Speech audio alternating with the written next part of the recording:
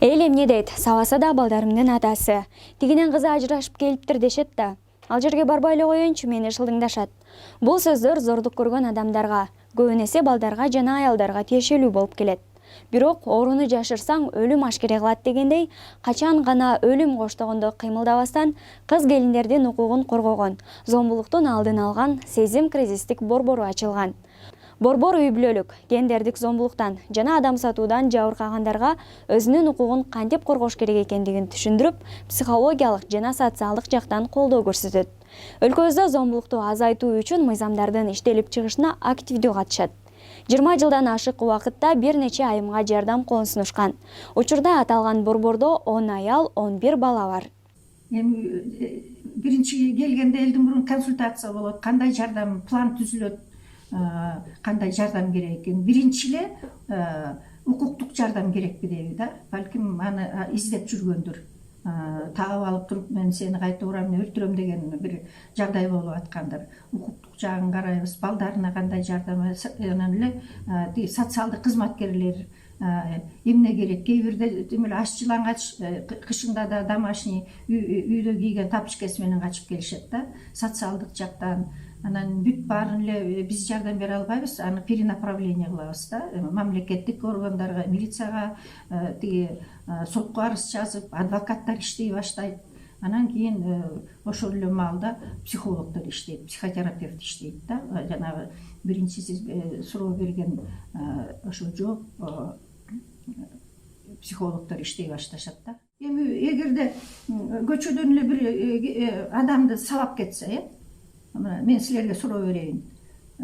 Эмне кылат аны? Сотко береби? Ооба. Бул жерден деле ошондой болуш керек да. Эмне ал өзүнүн менчиги эмес да. Үй бүлөсү, келинчеги, балдары менчиги эмес да. Балдарын да сабайт да. Бул укук коргоо органдар, соттор, прокуратура буга аябай катаал мамиле болуш керек да, ошол зордук жасаган адамга. Зомбулуктун тамыры жубайлар ортосундагы түшүнбөстүккө, социалдык жана экономикалык жетишпегендикке, ичкилик, банги заттарын колдонууга жана башкаларга барып такалат. Көбүнчө эркектер ичимдик ичип алып сабашса, кээ бирлери акыл эси жайында туруп эле кол көтөрүшөт.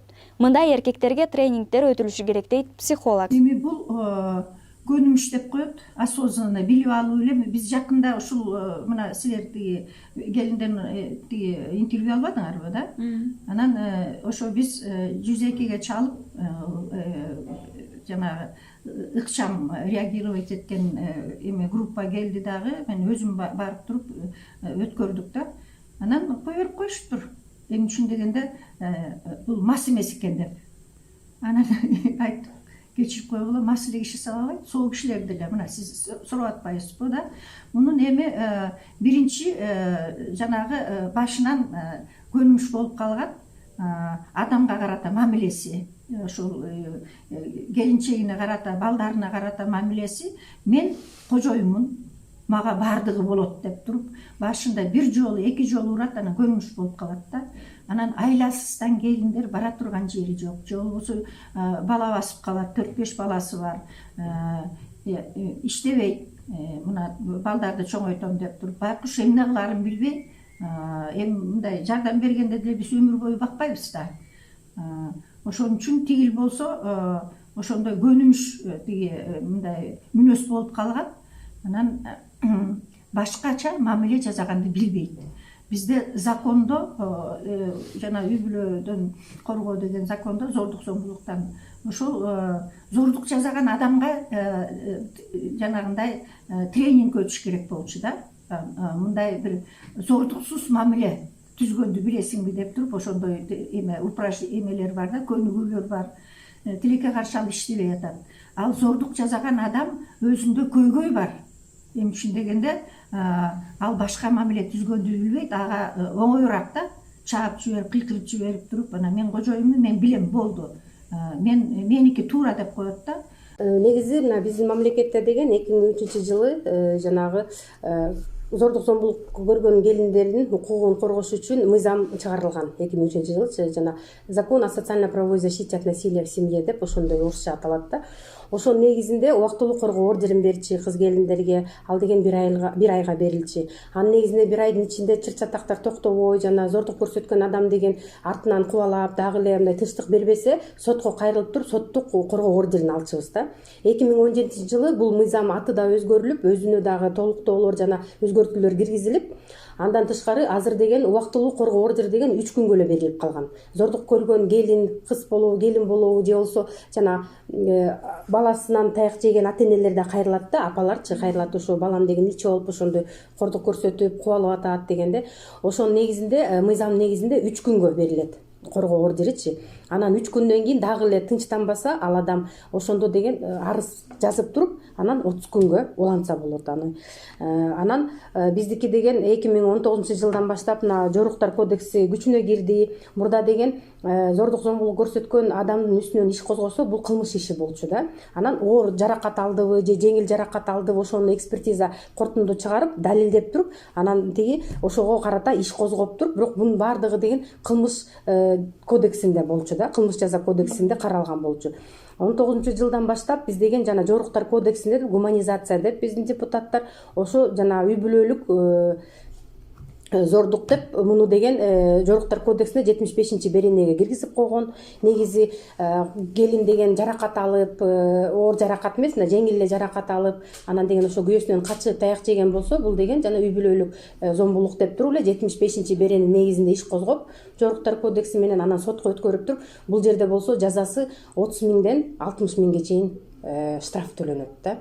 Андан тышкары, эгерде жаракаты оор болуп, денесине жакшы эле зыян келтирилсе, анда дагы ошо жоруктар кодексинде статьялар бар, беренелер каралган анда, бирок абдан оор боло турган болсо, ошондо гана кылмыш иши козголот да.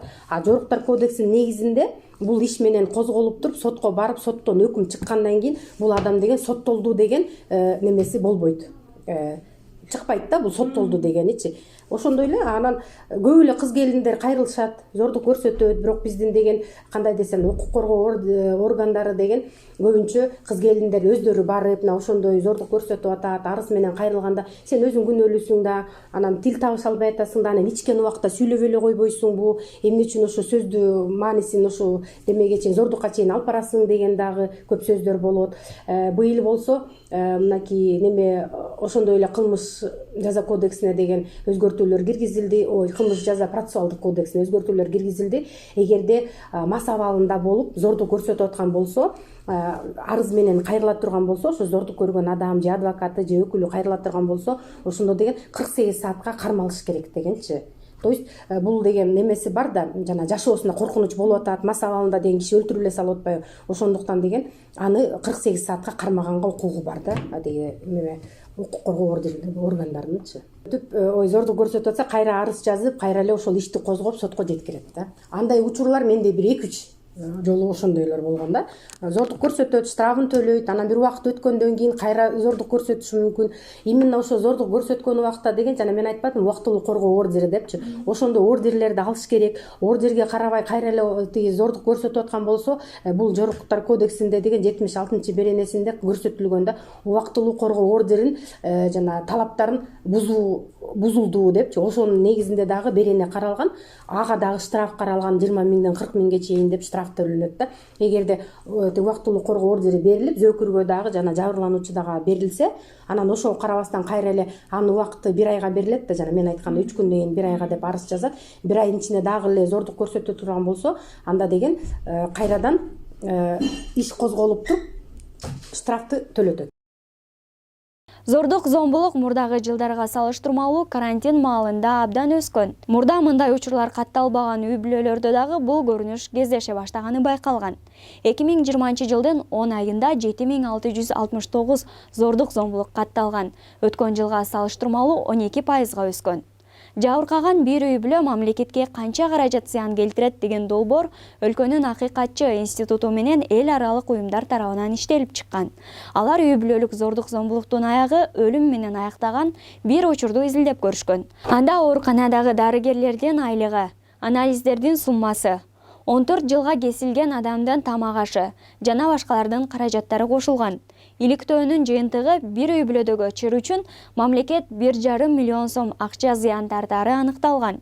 Кыргызстанда аял укугун билиши керек. Ал коргоого муктаж деген сыяктуу пикирлер жаап жаткан чакта казан аяк кагышат деп уруш талаштарды нормалдуу көрүнүш катары баалагандардын катары дале болсо калың. Эгерде сиз дагы зордук көрүп жатсаңыз, экрандагы номерлерге байланышыңыз.